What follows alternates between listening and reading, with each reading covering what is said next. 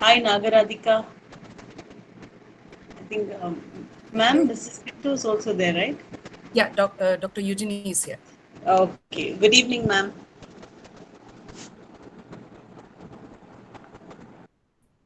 You can start. Evening and warm welcome to the fortnight symposium of In Tandem, Research Club of Department of English, 10Mar College. I'm Yamini of First MA English and your counselor for this delightful evening. Today we have the theme on the prize-winning story, Australia's Miller's Franklin Award. The award is Australia's most prestigious literary prize, established in 1954 by the estate of my brilliant career author, Stella Maria Sarah Miller's Franklin, to celebrate the Australian character and creativity. With this note, I welcome our chairperson, Dr. Naga Radhika, Jill of many trades and mistress of more, a facilitator, professor passionate about grooming people in confidence, communication, and research skill with a few years of corporate and sales experience. A doctorate in Australian Aboriginal theatre, 5 years of research in theatre, more than 20 years of acting for the stage, and facilitator for numerous training programs in voice culture and acting. Recipient of Australian Fellowship, Tamil Nadu Junior Research Fellowship, and awardees for the art. Thank you for your presence, ma'am. And I would like to introduce our two paper presenters. First paper presenter, Dr. Asha P, Assistant Professor, Central Polytechnic College, Vadiur Kavu, on the title Decoding the Oeuvre of Kim Scott. And our second paper presenter, Ms. Jayavarshini, First BA English Literature, Queen Mary's College, Chennai, on the title Understanding I and Founder All That I Am. Now our chairperson will continue. Over to you, ma'am.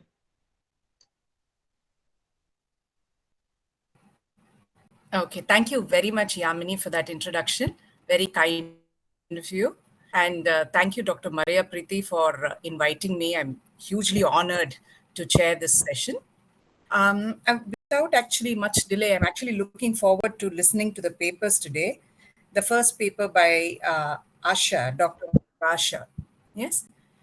Shall we just go on to the paper presentations? Yes, ma'am. Yeah. So, Dr. Asha, it's all yours. Yeah, thank you, ma'am. I'm sharing my screen.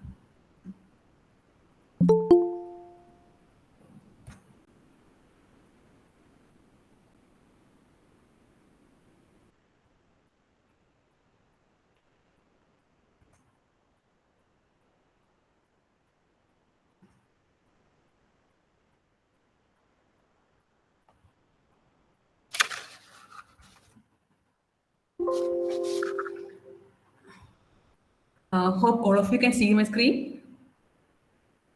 Yes, ma'am. Yeah, thank you. So good evening all. My paper is titled Decoding the Oeuvre of Kim Scott. Kim Scott is a very famous Australian Aboriginal writer. He belongs to the new community of Western Australia. He was the first Aboriginal Australian to win the Miles Franklin Award. The Miles Franklin Award is Australia's most prestigious literary prize. Established in 1957 through the will of the author, the prize is awarded each year to novel which is of the highest literary merit and presents Australian life in any of its phases. First given in 1957, the award helped support authors and foster uniquely Australian literature. Kim Scott wins the award for the first time for When From the Heart in 2000. He wins the award for the second time in 2011 for That Dead Man Dance. The paper attempts to trace the journey of Kim Scott as a writer and how his works shape and reflect the Australian psyche. I'm mainly concerned with these three writings, these three books: True Country, That Dead Man Dance, and When by Kim Scott. As I told you, Kim Scott is a leading Australian Aboriginal writer, and he came to know about his Aboriginality when he was 6 or 7 from his father. Aboriginality is, as we know, is a very hot topic in Australia. But why? For that, we must know some history. As we know, Aborigines are original inhabitants of Australia and they are in Australia for more than 60,000 years. Okay, but the whites came there as convicts because, as we know, Australia was a pigeon colony. And from that time onwards, they want to make Australia a white country. Like the skin color of the Aborigines were black and and other was the white. So they want to make Australia a white country. And for that, they believe that we must get rid of this black skin or the Aborigines. And so from that time onwards, for them, the life was extremely miserable. They had to face so many traumas, so many tragedies. So naturally, these white people, they don't want black in Australia. So it was extremely difficult for them to live and survive there. So naturally, people try to hide the aboriginality. Likewise, Kim Scott's father was reluctant to disclose more information about his aboriginality regarding his childhood. Kim Scott says in his work, Kayak and Me, I quote, some of my father's relatives were visibly aboriginal, but lived apart from the wider community. It was awkward to ask them certain questions. Moreover, I knew very few members of my extended indigenous family, and they were unashamed to admit aboriginality, or like my father, had perhaps been too diffident to loudly identify themselves as aboriginal. His first novel, True Country, was published in 1993 and it recounts the life of Billy Story, a teacher who volunteers to work in Karnama, a remote Aboriginal settlement. His other novel, That Dead Man Dance, published in 2010, deals with the story of the early contact between Europeans and Aboriginals in Albany. Kayang and Me is a collaborative autobiography with senior Aboriginal women Kayang Hazel Brown, and it was published in 2005. He has also published poetry and numerous short stories. His latest work, Taboo, has also won New South Wales Premier's Literary Award, Cook Year Award, and Indigenous Writers Prize in 2018. Kim Scott is also the committee chairman of the Wirlomi Nyunga Language and Stories Project, and it promotes the culture through language, storytelling, illustration, music, song, and dance. One of the main aims of the project is to provide an opportunity for people to participate in cross-cultural activities between Aboriginal and non-Aboriginal people while learning about Aboriginal culture. Currently, he is faculty of the humanities at the School of Media, Creative Arts and Social Inquiry, Curtin University. Jean Fraser, from the Chief Executive Chief Executive Officer of the famous publishing house Hermann Press, and he says that his work is a shining example of how Western Australian stories, well told and beautifully crafted, can create opportunities to learn about a shared past. His books cross boundaries, reaching readers from all backgrounds, both at home and overseas. A true artist and a activist, whether he's writing fiction, sharing oral histories, or working on important Nyunga language projects, his work is a gift to us all. His novel, sorry. His novels open up each episode in the life of his characters, along with the history of their community, and it requires attentive reading to understand their nuances. Alison Ravenscroft, a psychoanalyst, comments that Scott is not telling the same old story, populated with men and women who are remarkably recognizable to white readers as a version of ourselves, or familiar from our fantasies of others. Australia is a modern nation that comprises many Aboriginal communities, Aboriginal countries. The term country is used by Aboriginal people to describe family origins and continued relationships to a particular place. For them, country means more than just a land. Each Aboriginal community has their own country and dreamtime stories. Kim Scott is also concerned with the stories from his communities, from his country. These local stories find a global flavor which attract the readers across the globe. In each of his novels, he is concerned not with the I, but advocates collective storytelling. One of the ways his first novel, True Country, taps into a distinctively Aboriginal tradition of storytelling is through the inclusive and collective narrative structure which functions to empower tellers and listeners. In True Country, it is not just the story of Billy, but the whole Karnama community. For the majority of the population, a true Aboriginal is one who possesses all the cliched stereotypes like living in the bush, being alcoholic, etc.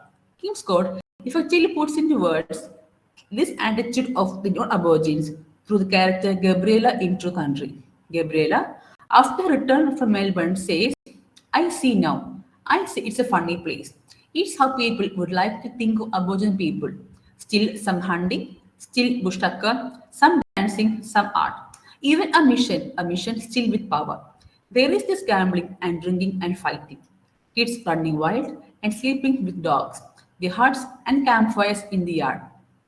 I told you this is a very fine section from this novel because Gabriella she goes to Melbourne and she's educated from Melbourne, and when she comes back to his hometown to this country, she was so bad because she understands that her people or her community they're not much concerned with anything in this world. They just wake up, have some drinks, just enjoy their life and sleep. Other than that, they're not much concerned about life. And she says that she's so sad to see all this because she says for others, Aborigines means you must be a drunkard, you must be a failure. Because and she says that the same thing she says when she comes to her community too. And Kim Scott, another major point he talks about in his work is the commodification of Aboriginal culture. As we know, the first picture is of the dance of corroboree, and second is didgeridoo, the long instrument. And he says that these are not just a dance form or a piece of instrument, but they have a big story. All these corroborees, all the instruments, they have a story of their own. But he says but for the whites, all these are just exhibits. Like they just love to commodify these things. He says, commodification is something the whites love to do. The dance forms like corroboree are taken out from the cultural context and meanings they carry and make the Aboriginal people perform for the white as spectators to enjoy. They have these are not some silly dance forms, but they have a story. They perform these dance forms with great respect. But for the whites, it is just like an exhibit. And they try to see these dance forms, how they're not much concerned with the cultural context. For them, it is just a dance form. They're actually trying to commodify the Aboriginal culture. They wanted the boomerang, bark paintings, and art, but never the Aborigines. That's the main thing. They always want to have their bark paintings, the body paintings, sand paintings, boomerang, these instruments, but they can never accept a true Aboriginal person.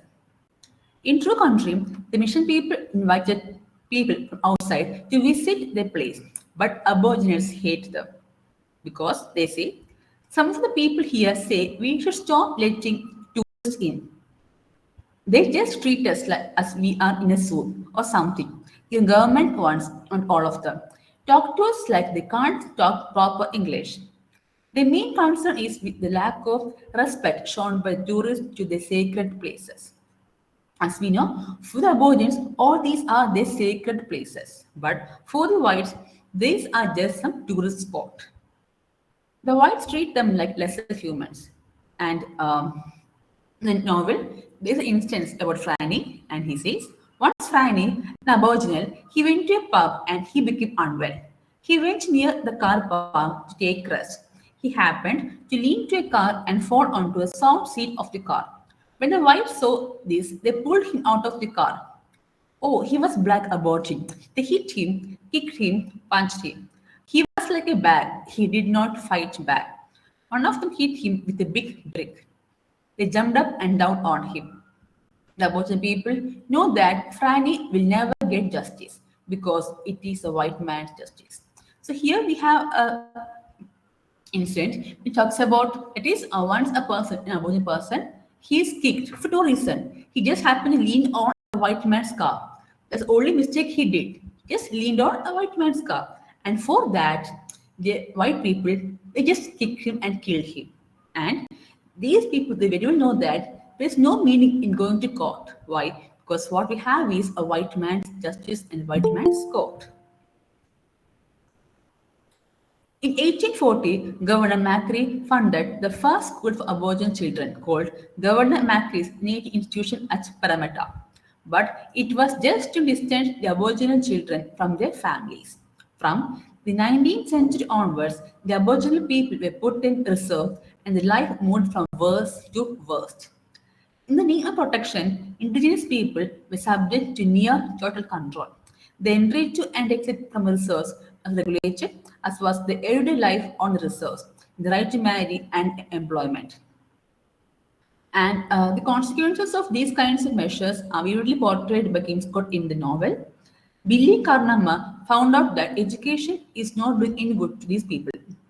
As I told you, we have reserves. They used to have reserves in Australia for Aboriginal people, and they said that we have the reserves for the welfare of the Aborigines. But as we know, it's not meant for welfare, but they want to have a control over the Aborigines, and they know that only if we put them in reserves, we can have complete control. So that they even don't have basic human rights. They can't decide whom to marry, how to live their life. Everything must be under the control of the government or some protectors.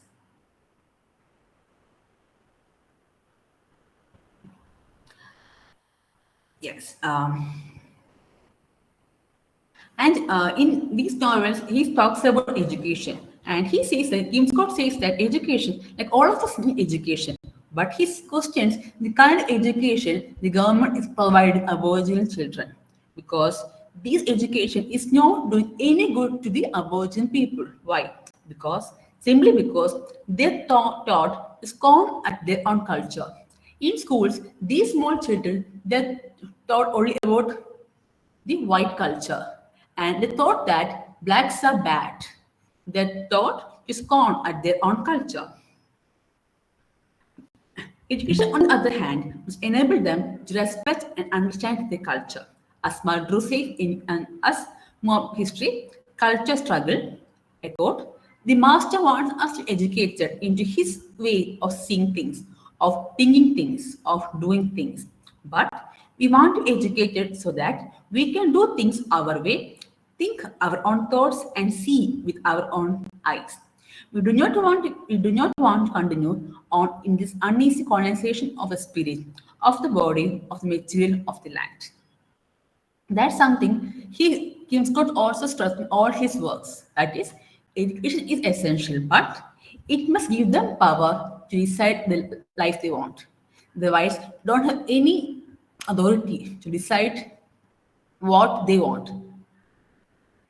But the blacks must come forward and they have the authority and the power to do whatever they want with their life.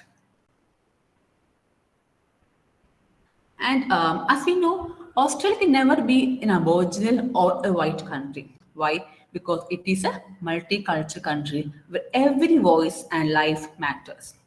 The only formula to live peacefully is to accept everyone and reconcile.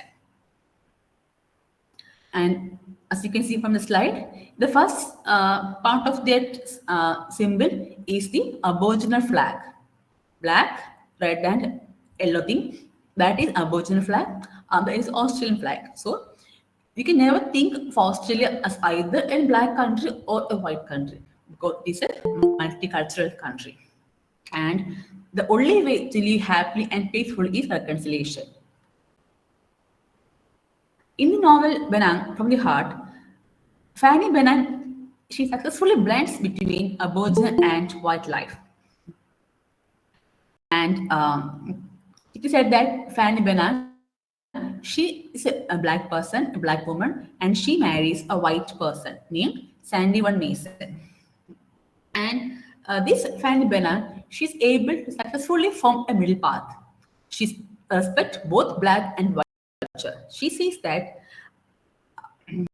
and she says, I'm able to live happy because I can take the best from both worlds, from the black and also the white, and only that can take Australia forward.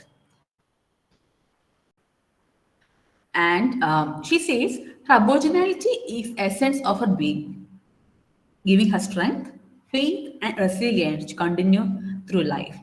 She has to face some hardships, but even then, it was a staunch Aboriginal belief that gave strength to her. So, Kim Scott says that there is possibility we can actually be happy in Australia, we can reconcile. Kim Scott is trying to tell his readers that the past cannot be ignored. At the same time, one must not cling to it. It is difficult to forget the past these people face. At the same time, there is no meaning in clinging to that past. We must look forward and travel. And another major point Kim Scott. Dr. Asha, I'm sorry, I'm interrupting. Maybe you can wrap it up in the next 5 minutes. Sure, I'm not sure how much more you have. Sure, ma'am. It's 5 minutes. And another major point he talks about is regarding linguistic colonization. As we know, the whites have colonized Australia, but they have linguistically also colonized. How that is, he says that if an Aboriginal child speak his or her language in the school, that person is discarded. They must speak in English. Okay, as we know, Ugi has said, language carries culture. Language is not a small thing; it's a very big tool. It carries culture, and culture carries, particularly through orature and literature, the entire body of values by which we perceive ourselves and a place in the world. And he says that in this novel, we have a character named Jack Etchelon. And this person, he tries to be like a white person. And the first thing he did was he completely ignores his language and he tries to be like a white man. But what happened is, towards the end, this person, he becomes dumb because he can't be a true white man or a black man and he becomes dumb just because he tried to completely become like a white. And linguistic colonization also had a very heavy toll among Aborigines. Language serves, as we know, is of great importance. Languages at one and the same time the tool, the contents and the form of human thought, and every act of knowledge is only possible through the medium of language. Kim Scott pointed toward a simple idea that for true reconciliation to take place, people must be ready to build trust and learn to live cooperatively. The white should acknowledge and accept the black history of Australia. Every individual, irrespective of his or her skin color, must be given equal opportunity in every walks of life. In the multicultural Australia, racism still exists in myriad forms, though its severity has lessened. The writings of Kim Scott offer fresh insights into the past and present of Australia. Kim Scott is able to give voice to the silent terrains of Aboriginal life when Europeans first landed in Australian soil. And his work, he's not trying to give answers to all the queries, but offering a possibility through the lens of fiction. And moreover, the main point is his characters are flawed human beings with all the virtues and vices I see in us all. But even then, he's able to portray the real Aborigine in the writer. Thank you.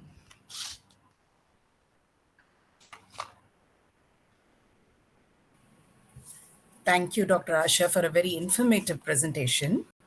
Dr. Maria, shall I throw the floor open for questions? Yes, we can have a brief discussion and move on to the next. Okay.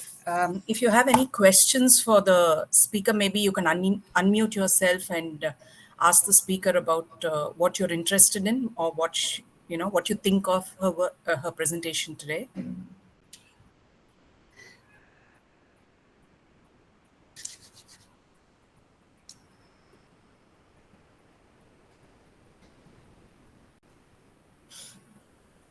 Do we have any questions? Okay, I'll do one thing. I'll kind of maybe start with a few questions which were on top of my mind. and maybe the others can pitch it, because there are quite a few knowledgeable people in the crowd today, audience today. I was very interested in one thing, Dr. Asha, that you were talking about. You talked about a collective storytelling that Kim Scott, employed in his work. Yes, ma'am. Would you like to speak a little more of that? Ma'am, in all his work, we can't find a single main character. For example, in the novel True Country, it's mainly about a person named Billy, but it's not just about Billy, but it's all about his community. Each character in his work has a main importance. From the main character to the minor character, all his characters, even the place, their importance. So this is something which you can find throughout his novels, not just in one novel. And he says that I can't speak about just one character because for us, the community comes in, the country comes in. And so I'm forced to, or I love to talk about the community than a single person. Yes, ma'am. Oh, and that quite answers my question, Dr. Asha. I was also interested in how the storytelling seems to involve a lot of history. Did you think about that when you were doing your paper? Yes, ma'am. In all his novels, he talks about history. As we know, Kim Scott Aboriginal. Moreover, he is when he grows up. His father was a black person and his mother a white person. And he says that for him, life was not easy. But we must remember he has fair skin. Even for a fair Aboriginal person, life was not easy. Not about the other black Aboriginal people. And throughout his work talks about history. And he says that we don't have a history book like the Europeans have, but we have stories. We have all these dreamtime stories, these novels, these fictions, and through these fictions, the people of the future, they learn about Australian history. And he's someone who's so concerned in Australian history and culture, and he makes sure that, at least in some of his works, the people will learn, will get to know some bits of Australian Aboriginal history. So he only black history matters. No, he never says that. He says that we need both. We must know both Aboriginal and white history because in Australia, it is not either black or a white country, but it is a multicultural place where every voice matters. In that sense, we must know all histories. But being Aboriginal person, he just loves to speak about his people's history and culture. Okay. I was particularly interested in the fact that this book was first one that you talked about, Benang, Yes, ma'am. right? Yeah. Was published in 2000. I think just, if my memory serves me right, just 2 years after the 1998 tabling of the Bringing Them Home report. Yes, Yeah, ma'am. Yes, just 2 ma'am. years. So one would imagine that there would have been quite an interest in this work. And another thing that interests me in the work itself is, I think the grandfather of the central character, his name Harley's cat. Am I right? So I might get you. Harley is the central character. Yes, ma'am. Yes, ma'am. And the grandfather of Harley is actually a cousin of A.O. Neville. Yes, ma'am. Did you get that in the work? Yeah. Yes, So, ma'am, so the chief protector of Aborigines. So Aboriginal. technically, Harley is the first white person that they have created. Yes. It into the text, don't you think? Yes, ma'am. In most of his works, he has some historical characters coming in. As I told you, A.O. Neville. Not just Neville, so many characters, so many. Moreover, he talks about Aboriginal oral stories, dreamtime stories, and so many words. You learn some Aboriginal dreamtime stories. You learn some Aboriginal things because he talks about all these things. He says that I can't just write a single story. No, I can do that. You write something, I make sure readers will get to know more about the culture, the legalities, all those things. And he does extensive research for writing a novel. He says, I spent more than 3 to 4 years before writing a novel because he says that research is essential. He wants to portray the facts. So facts with fiction is what makes his novels a great reading. Why do you think that he would have chosen fiction as his mode if he were to convey history? No, he writes not just fiction, he writes fiction, stories, everything. But he's someone who he loves fiction mainly because he says that first of all, uh, he says no one can say these things actually happened. History is also a story. No one can say this is the fact. This can be a fact. So he says it gives him liberty to play with histories. There can be a reason why he writes histories, or I mean, why he gives more liberty to play with the facts, though he heavily depends on histories and stuff like that. Another thing that interested me is, did you see that the book was the Miles Franklin Award itself came round about the time that the Jindiwarabok movement was, just round about that time? Yes, The ma'am. Jindiwarabok, Yes, are you ma'am. aware of the Jindiwarabok movement? Okay, so we had the Jindiwarabok movement during that time, I think early 1930s, 40s, if I'm right. Yeah, and the Miles Franklin Award came about 1957. And it's interesting to see how the Jindiwarabak movement actually created a lot of interest in Aboriginal,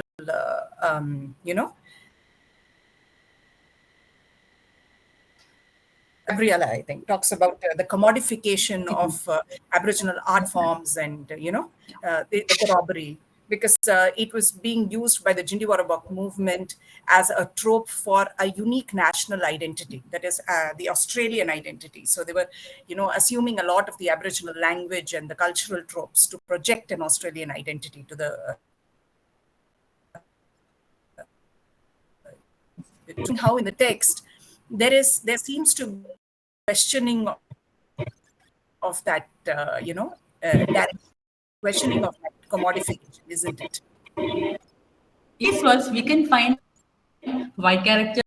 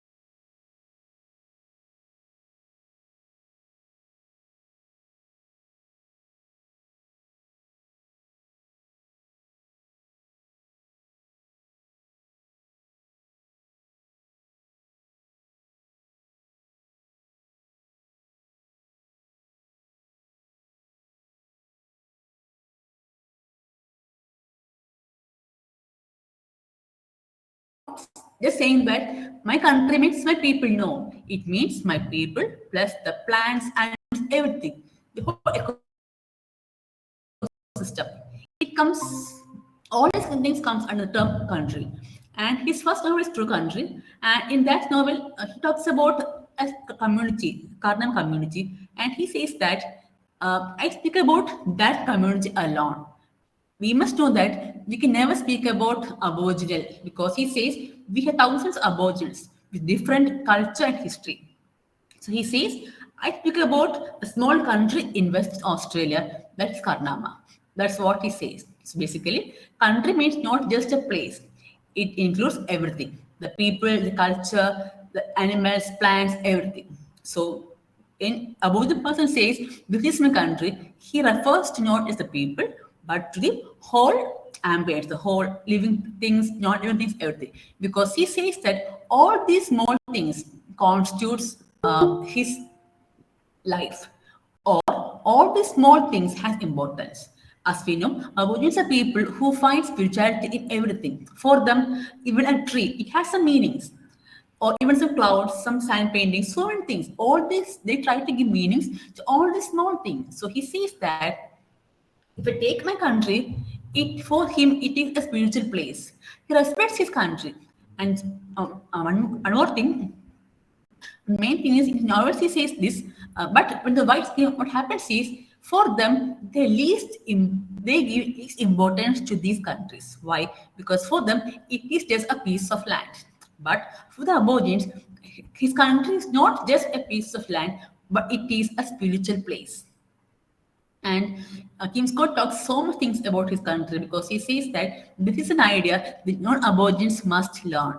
That is, for us, a place is not just something to be sold. You can never sold your country. How?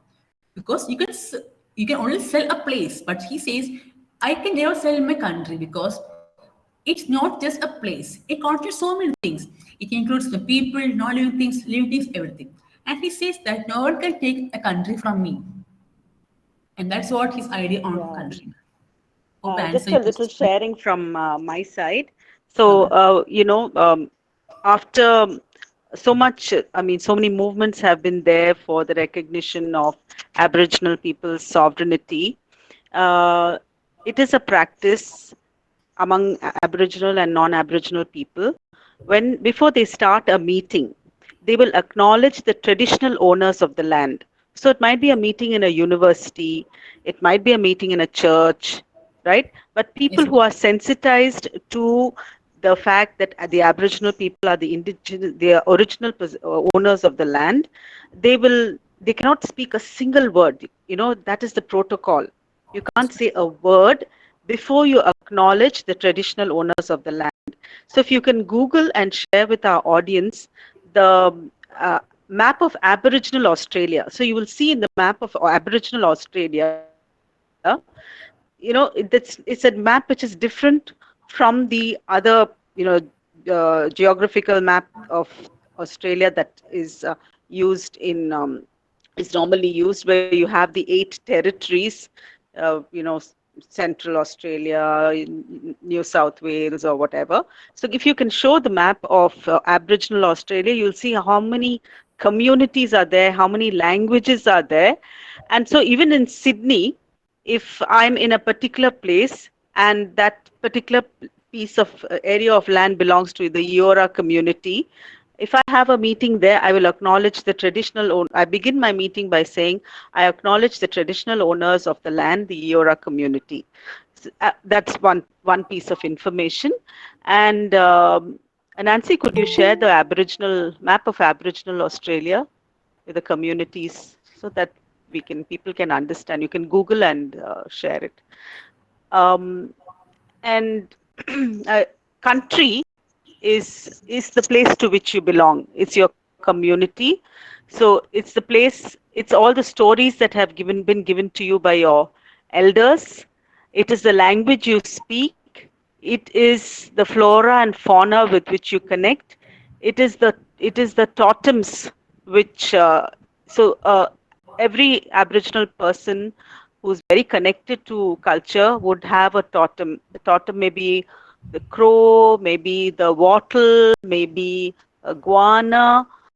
So this connectedness to the land, the land, there's a spirituality about the land. So if you walk through Aboriginal country, there are stories related to every object. And Naga Radhika will, can tell you about that book called The Speaking Land. Okay. Uh, so in that book, The Speaking Land, the anthropologists Ronald and Catherine Burnt say the land is, sacred, and it's like there are signposts all over. So all the landforms, the rocks, the rivers, the trees are signposts. There are stories associated with it. It may look just like an ordinary tree to you. It may be a rock formation, which looks like a group of people sitting down. There's a story related to that. So if you look up the story of the three sisters in the Blue Mountains, right, that's a rock formation. And there's a story related to that. So, and that's what makes the land sacred. And in 2009, when I was there, there was this very important, very significant thing that was happening. A lot of Aboriginal, skulls, because of the 19th century interest in race science in England and Germany, a lot of Aboriginal skulls were taken to museums in Europe and Britain. And these remains, human remains, because of the representation by community Adelaide, these human remains were returned to South Australia, to the Naranjadi. So that was called the return of the Naranjadi. So all the human remains, and the people of the community were so happy. They said, our elders have come back, our ancestors have come back. So this is the meaning of country. That's a little that I wanted to contribute to this discussion. Thank you. Thank you, ma'am. Thank you, Dr. Maria. I'm just wondering, though this is all very exciting and it's something where my heart is as well, but maybe we should move on to the next paper, keeping view of the time. Is that okay, Dr. Maria? Yes. She's a young, bright first year. We want to listen to her. Yes. So next, can I invite Ms. Jayavarshini? Are you here? Yes, ma'am. Yes, for her paper, Understanding I in Anna Funders, All That I Am. I'm very excited to listen to you, Ms. Jayavarshini. Thank you. Yeah, over to you.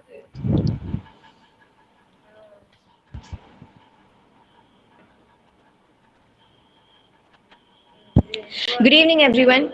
I'm Jayavarshini from Queen Mary's College, and today's topic is about Miles Franklin Award and the prize-winning novels. I have chosen the novel All That I Am by Anna Funders, and my topic is Understanding the I in Anna Funders All That I Am. Before really getting into the I part, I want to give a gist of all the other things. First, the author.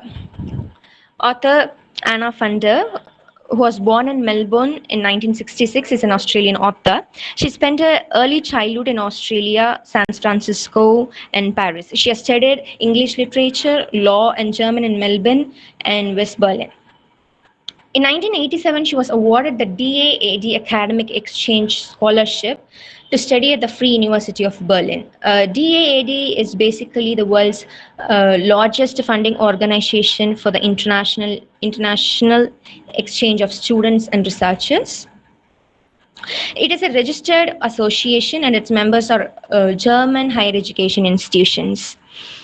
Their most important, DAAD's most important responsibilities include granting scholarships, promoting the internationalization activities of German universities, strengthening German culture and language studies abroad.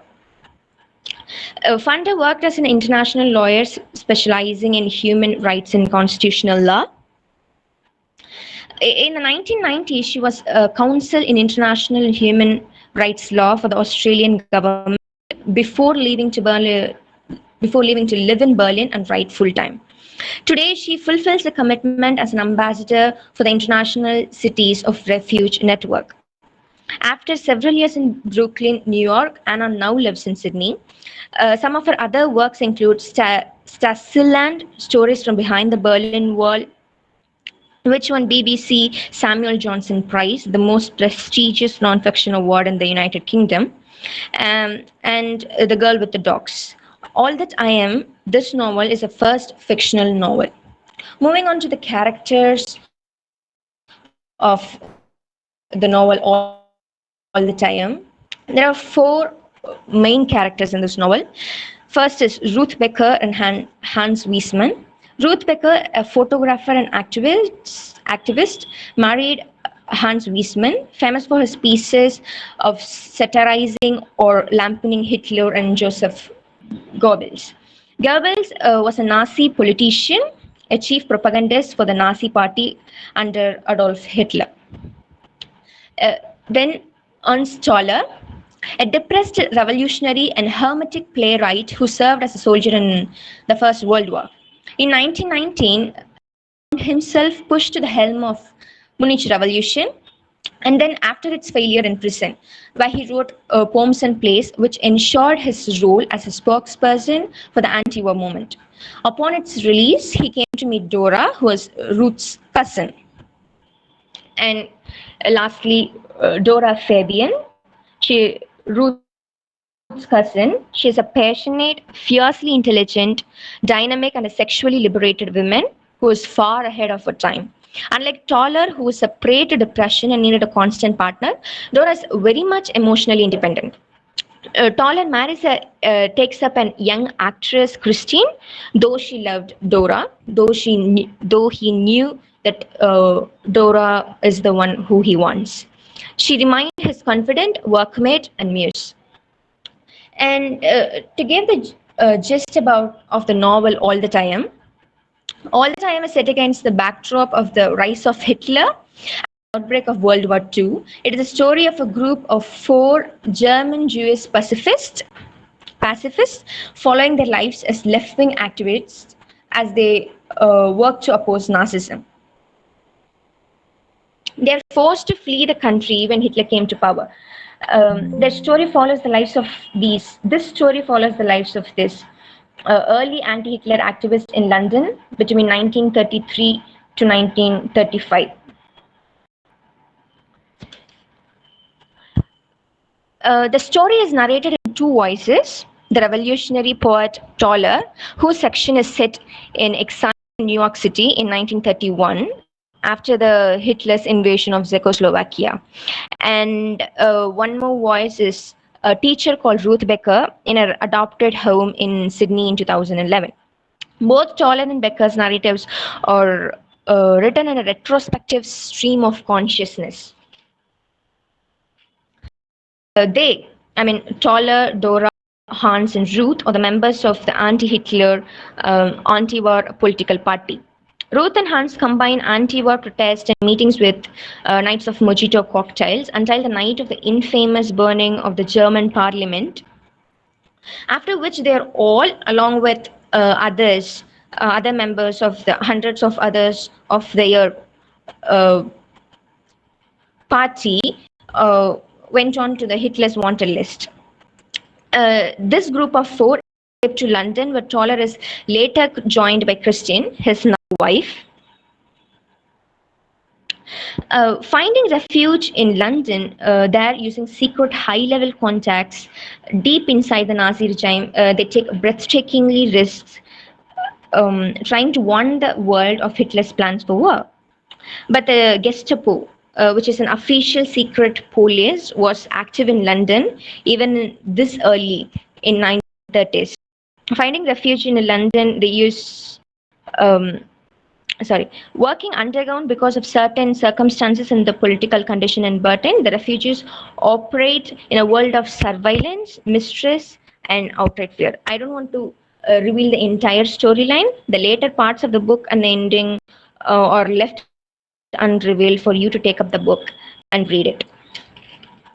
Moving on to the inspiration, the thing inspired Funder to write this novel. During Funder's education in Germany, she met Ruth Blatt, on whom the character Ruth Becker in this novel was made. Blatt tutored Funder as a young university student in German. Funder sculpted the story of all. Through the interviews, we come to know that Funder had never discussed or talked or spoken about Dora or Toilet to Ruth. We come to know that she had conducted 18 months research on the events that had happened. She found a new form. Funder found a new form to approach the truth hidden by history and tried to bring to life the atmosphere of Berlin in 1933. Now, understanding the I. If I represent she had spoken in some of really the nature of the power to silence dissent. I'm sorry, I've missed a word. It is really the nature of the power to silence dissent, and it is the nature of people to want to speak out. I've found in only one place where she had mentioned the reason behind naming the novel All That I Am. My gut feeling is that there are more people like this than we imagine. This is a side of human nature that is extraordinarily, but all that I am the title, it is all can be very little if you say I'm only human. Or it can be this most extraordinary thing that is the sort of thing that I just am astounded by in the human animal because it's really common. As a white American that Funder is, she does possess the qualities. I believe that she possesses the qualities that have been imposed or taught by her previous generation. Australia is known for its egalitarianism. It provides equal opportunities and encourages human assimilation in the society. Australia is identified as an assimilation of many cultures belonging to various nations speaking various languages. Australian universities provide encouragement for the students to learn various languages. That's how I believe Funder somehow was inspired to learn German and taken up German as a professional course. Germany and it's she might have wanted on the grounds of hidden German history. I believe that Funder is a product of Australian education and the Australian society. From my understanding, she is what she believes she is. She is an ordinary person if she believes she is, and she is an extraordinary person if she says so. From hearing to our friend Ruth Blatt's real life events, have passed in Germany, and her life along with her fellow activists, like what she meant. Here, finally, I reveal my understanding that Funder also named the book, also might have named the book All That I Am, with Toller or Ruth or Dora in mind, as they are the ones who has to reveal who they are and what they once had or have or will have. And I like to stress that this is my understanding, not I'm explaining. Thank you.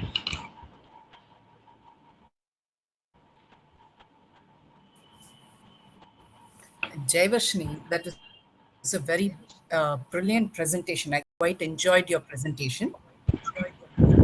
Thank you, ma'am. Yeah. Anyone have questions for Jayavarshini?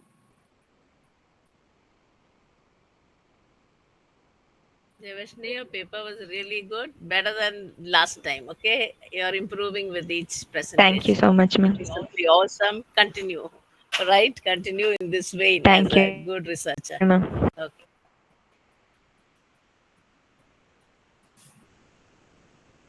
Any questions?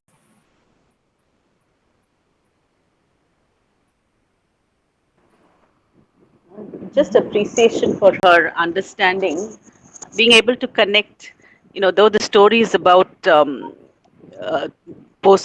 1939 and the World War and things like that. All those things are narrated. She's connected it to her Australian identity and Australianness. She used the word egalitarian, which is very good for her age. Appreciate that, Jayavarshini. Thank you, Was ma'am. was also a novel, the first one to win the Miles Franklin was also Was. celebrates, yes, Frederick Lakehart's journey into the interior of Australia. So it is self exploration as well. So maybe this can be, this has also the German. All the German, you recollect a whole lot of German people coming from Germany and settling over here. Okay, that bit, I think that's the only collection I saw in this. So there in was, of course, it's a kind of exploration into the interior, it's exploration into the interior person himself. Okay. Any other questions? I actually would like to make a comment, if I may. Now, it was very interesting that both Dr. Asha's, the text that Dr. Asha's took up for study, right? Benang and the Dead Man Dance, and what Miss Jayavarshini spoke about, right? All That I Am. Figures around a central identity of which I think includes with it a traumatic past that needs to be addressed. But the fact that it is addressed, that historical narrative is addressed through fiction, is very interesting for me, because all the gaps, I think it is either in Benang or in, I think it is Benang, where the central character looks back and has a lot of question marks. Yes, ma'am. Mera. Yeah, there are gaps. There are gaps that he is unable to fill in the white discourse, in the white,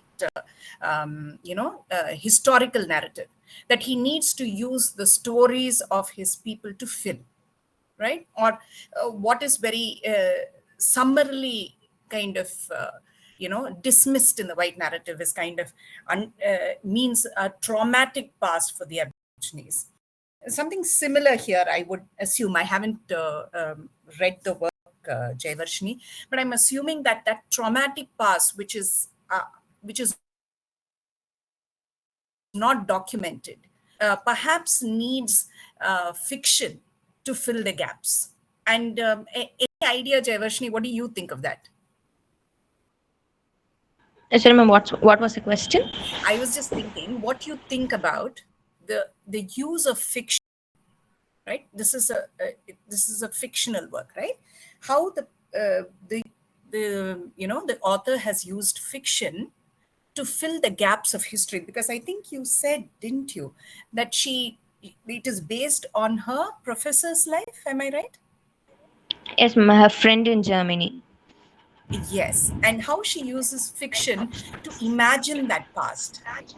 What do you think of that, Jayavarshini? Actually, I think that fiction, writing history, writing a historical story with the help of fiction might have given a liberation, not to go on the actual events that have happened, and using fiction as a tool to fill up the gaps of history that we might not have known. Mm-hmm. As there are mysteries that happen, which I didn't reveal. If you read into the story, if you read the book, you might understand. But I believe the fiction might have given her liberty, that the narrator would not have questioned that, did this really happen? Mm-hmm. That is what I'd like to add I think. something here. Yeah. That Australia, in terms of culture, gives a lot of importance to storytelling. So you look at the Human Rights and Equal Opportunities Commission, the Bringing Them Home report, all the stories of institutionalization, and that was what proved to be very liberative and therapeutic for the Aboriginal people who were institutionalized. And Jayavarshini, I want to tell you something from my I own think experience. Jayavarshini accidentally left the meeting. Yeah, she's joined back. Jayavarshini, I want to tell you something about something similar to Anna Fuller's experience. So when I was trekking in Queensland in relation to my research, a lady who was with me, she was German descent, okay, and her original name was Ludia. So when she came to Australia, it became Lydia. And she was sharing with me about how her father was Jewish, and he grew up in the Nazi regime, and how her father was a very difficult father, a person who had this wounded psyche, who was a bad father, who was an abusive father, and so you see that, and your author, what's Anna Fuller, is born in 1966, right? So just the kind of experience that I had listening to stories of people. So people in Australia are telling they are telling stories about where they've come from, where they, how they are in Australia, where they've come from. That's a very important part of Australian identity. And somehow that question, where are you from, is a very sensitive question. Some people don't like it. So especially when, you know, some people take it as an insult, take it in the offensive way. I'm very much from here. Why do you ask me where I come from? Based on my appearance, I'm very much Australian. But there's the other side to it. The other side of the coin is that they are happy to share the stories, and because those stories now belong to Australia. That's it, yeah. Jayavarshini, I just want to compliment you on doing a very good job and piquing my interest. I might very soon pick up a Anna Funders, all that I am. Actually, I have a network issue, so I'm just joined through my friend's phone. Oh, that's So I'm here in the meeting. okay. I was just saying, you have piqued my interest, and very soon, I think, because you didn't give the story away, so I might actually pick up this book very soon, All That I Am, and read it. Thank you very much, Jayavarshini. Thank you, ma'am. Yeah. I would like to thank a few persons who have helped me with this presentation, because the last time I've done, I didn't feel confident enough even after the presentation. This time, beloved Preeti ma'am, dear Vinita ma'am, who has shared their wisdom and tips on this presentation, and my sister Bhavadharani and my good friend Yashika Nandini for their moral support. I don't know whether I can share this or not. I just wanted to. Thank you. Yes. Thank you. Yes, we all know that research is not a very individual journey. We need our, support systems along the way. I think anyone who's done research, Dr. Srilata ma'am, Eugenie Pinto ma'am, everyone who's here will vouch for that. So we are happy that you shared. And particularly as a very young researcher, first year student, right? She's a very, very good. It is. Thank you. Yes. So she's in hostel, Naga Radhika. She's presenting from the hostel, QMC hostel. So that's why her friends are around her. And yes, it's so nice to think that something nice is happening in the hostel. I think we have a, very serious researcher budding. Yes. Yes. We'd love to hear more from you. Thank you. Jayavarshini. Okay, now what do we do, Dr. Maria? Yeah, if Professor Pinto would like to say a word of appreciation to the presenters of the day, I'd be grateful.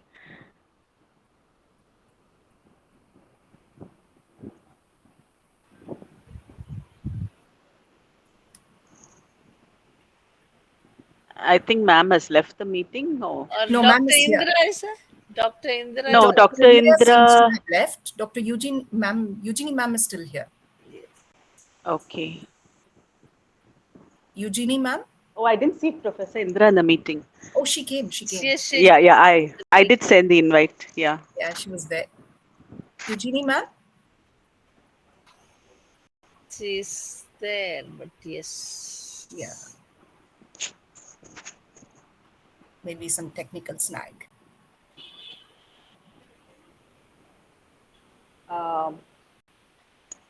So actually, I invited these two senior professors, Professor C.T. Indra and Professor Eugenie Pinto, because they have been part of journey, Srilata's, Naga Radhika's, and mine. And dear students, I wish to, yesterday I spoke about that climate of research that we grew up in, and I'm just trying to recreate whatever I enjoyed at the University of Madras for my students at Queen Mary's College.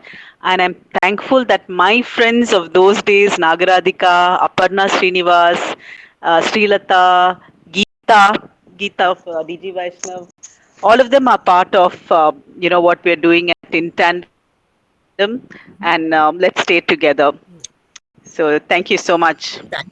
Thank you, Naga Radhika, Thank you for joining us today. inviting me. I just enjoyed that you're doing so much with your students and enjoyed the research atmosphere that you're trying to create.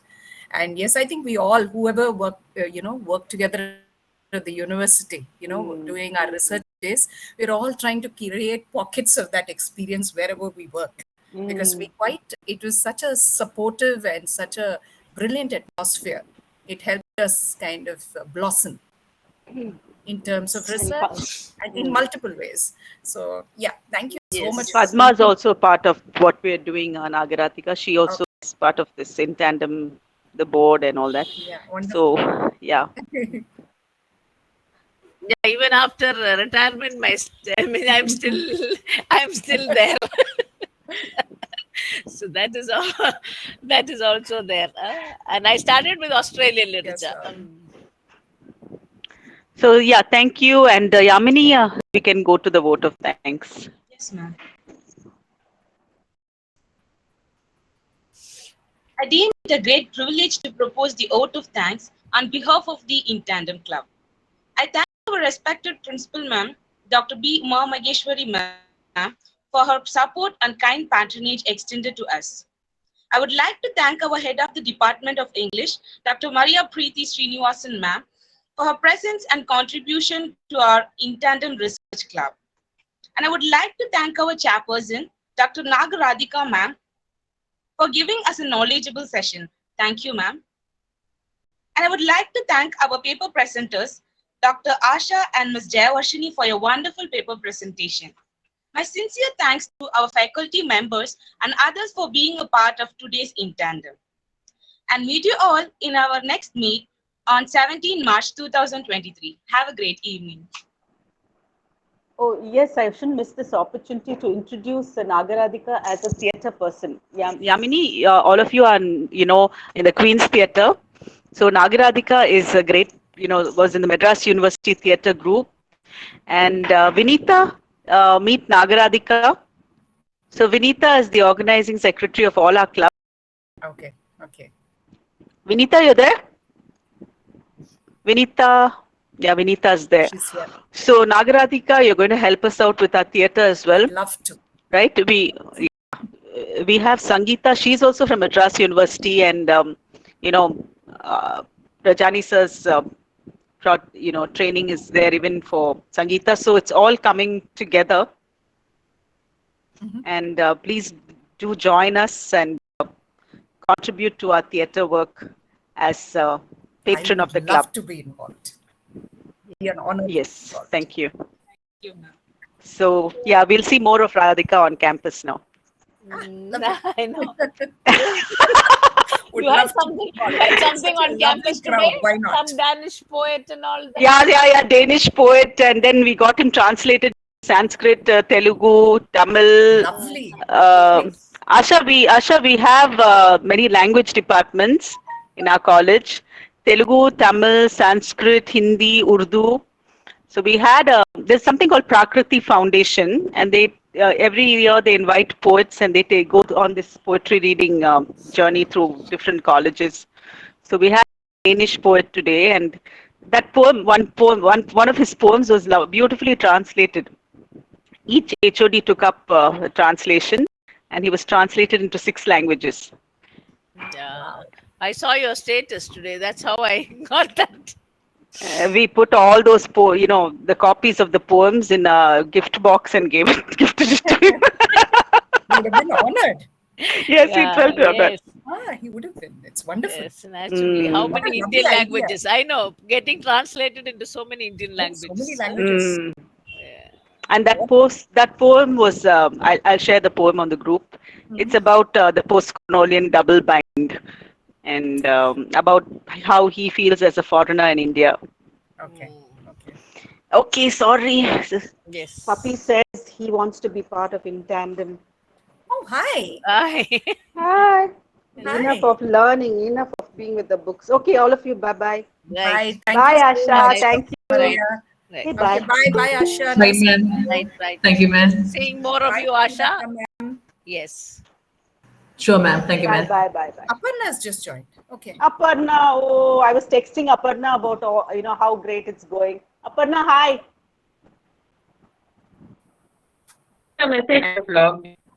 Yeah. Aparna, it was really We are great.